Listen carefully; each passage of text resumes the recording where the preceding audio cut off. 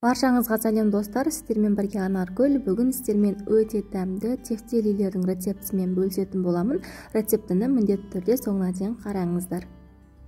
Ең алдымен татылған етіміздің үстіне ұсақтап туралған пиязымызды саламыз, немесе мен секілді блендерден езіп өткізіп алсаңыздар да болады. Және де жартылай піскен күрішімізді саламыз.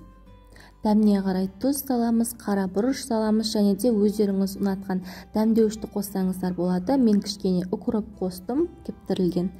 Содан соң барлығын жақсылап араластырып аламыз. Біздің күріш жартылай піскен болғандықтан тефтелилеріміз өзінің формасын өте жақсы ұстайды, сондықтан да жұмыртқа қосқан жоқпыз. Ашымызды жақсылап араластырып алғаннан соң өзіңіздің қалауыңыз бойынша үлкен кіші етіп алып, екі қолымызбен дөңгелек формаға келтіріп аламыз.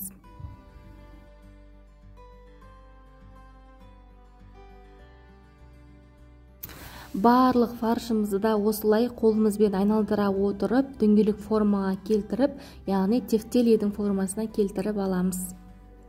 Сүйікті менің көрермендерім, егер сіз менің каналыма тіркелмеген болсаңыз, міндетті түрде каналыма тіркеліп, жанындағы қоңырау белгісін басып қойды ұмытпаңыздар. Сол кезде сіз менен шыққан әрбір видеоны бірінші болып қарайтын боласыз. Тефтелилердің барлығын дайындап алғаннан соң табаға май құямыз. Майымыз қызғаннан соң тефтелилерімізді алдымен ұнға аунатып аламыз да, қызып тұрған майға салып, жан жағынан қызартып қуырып алатын боламыз. Бізге тефтелилерді толығымен пісірудің қажеті жоқ, жай ғана екі шетінен айналдыра отырып қуырып алсақ жеткілікті, қызартып. Барлық тефтелилерімізді осы қалыппен қуырып аламыз. Содан соң басқа бір ыдысқа немесе осы табағыңызды бір тазалап алып, май құйып, майымыз қызғаннан соң ұсақтап туралған пиязды салып, 1-2 минут шамасында жақсылап қуырамыз. Пиязды жақсылап қуырып алғаннан соң үккіштен өткізген сәбізімізді салып, тағы да 1-2 минут шамасында жақсылап қуырамыз да, томат пастасын салып, тағы да 1-2 минут шамасында қуырып, қайнап тұрған ыстық су құямыз кішкене. Суды қатты көп құйып жібермеңіздер.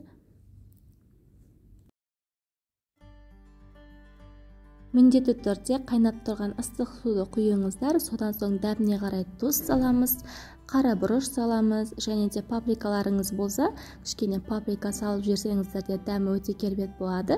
Жақсылап барлығын бір араластырып, жаңағы қуырып дайындап алған тефтелилерімізді осы подливтің бетіне орналастырып, бетін жауып 15-20 минутта баяу отта пісіріп алатын боламыз. 15-20 минут өткеннен соң тефтелилерімізді кез келген гарнирмен ұсына берсеңіздер болады. Пюремен, спагеттимен, күрішпен ұсынсаңыздар болады. Ас болсын достар, міндетті түрде жасап көріңіздер, өте дәмді болады. Назарларыңызға рахмет. Сізбен бірге болған Анаргүл.